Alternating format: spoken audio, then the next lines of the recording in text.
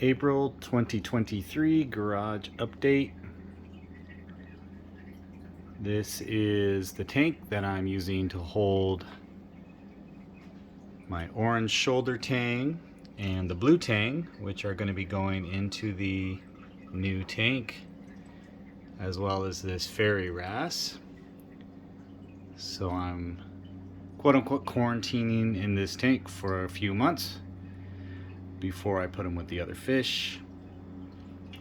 These rocks in here are rocks that I'm cycling for the new tank, and so I actually was using this trash can to cycle all of the new rocks, and I ended up using it as my sump for this tank. Worked out pretty well. And the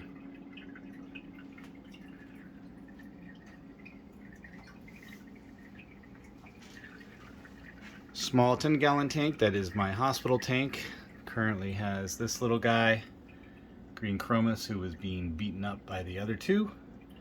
Took them about 1.5 years to decide that they didn't like him, but they started beating him up, so I put him in here by himself. He's going to go in the big tank. And then the 40-gallon that I made the sump for,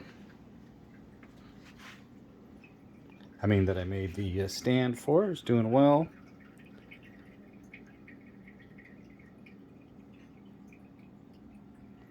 I ended up taking a few pieces of SPS from the main house and putting them out here, seeing how they're doing. They haven't died.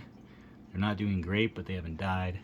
Don't really have coralline algae growing on this tank yet, so this is a pretty young tank. I have some monopora in here, which is doing okay, but not great. So not too surprising given that this is not a very old tank. I ended up turning off the refugium light because it was growing way too much bubble algae. Same problem that I had in the house. So now I'm just running it with no refugium. Put a pump in the bottom of where the refugium was because so much detritus built up, and a little wave maker underneath this eggshell. It works great, keeps all the detritus out. But so far so good.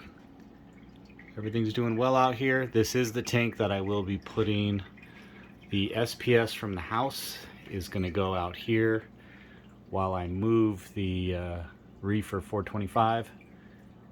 And so I'll temporarily put all the SPS rocks out here for a few weeks while I get the big tank ready in its place.